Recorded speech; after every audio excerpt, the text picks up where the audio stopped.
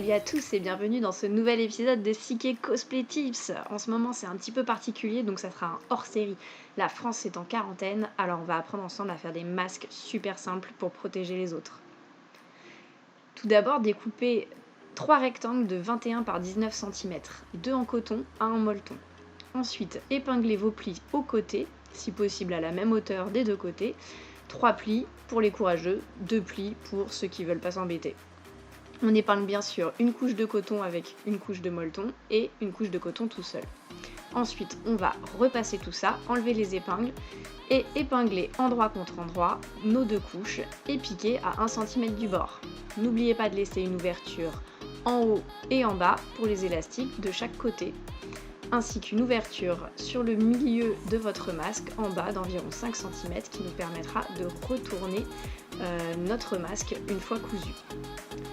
On va pouvoir couper les angles, ça facilitera le retournement du tissu et le repassage, ainsi que tout l'excédent de tissu autour que moi j'ai personnellement coupé à 5 mm du bord.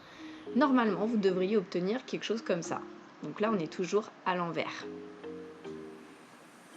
Vous allez retourner votre ouvrage, le repasser. Pour cela, vous pouvez aussi vous aider d'une baguette ou d'une épingle pour bien tirer dans les angles. Ensuite, si c'est bien repassé, piquez juste au bord à l'endroit de l'ouverture du milieu du bas du masque, le plus près possible du bord pour que ça ne se voit pas.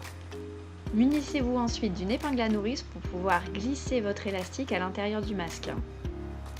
Puis refermez l'élastique par une couture et ensuite glissez la couture à l'intérieur du masque pour qu'elle ne se voie plus.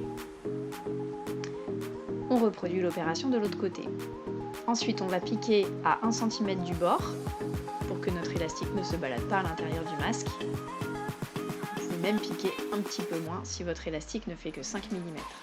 Moi, sur cette vidéo, il fait 1. Ensuite, votre masque est terminé. Vous n'aurez plus qu'à le laver bien chaud si possible. Faites-le bouillir. Faites bien attention à vous laver les mains avant de l'enfiler et à ne toucher que vos élastiques. Gardez-le sur le visage dès que vous êtes à proximité des gens. Essayez de ne pas le toucher, du moins le moins possible. Et bien sûr, lavez-le après chaque utilisation. Merci à tous d'avoir regardé cette vidéo et j'espère que ça vous sera très utile dans les jours qui viennent. Et bien, bon confinement à tous et bonne soirée!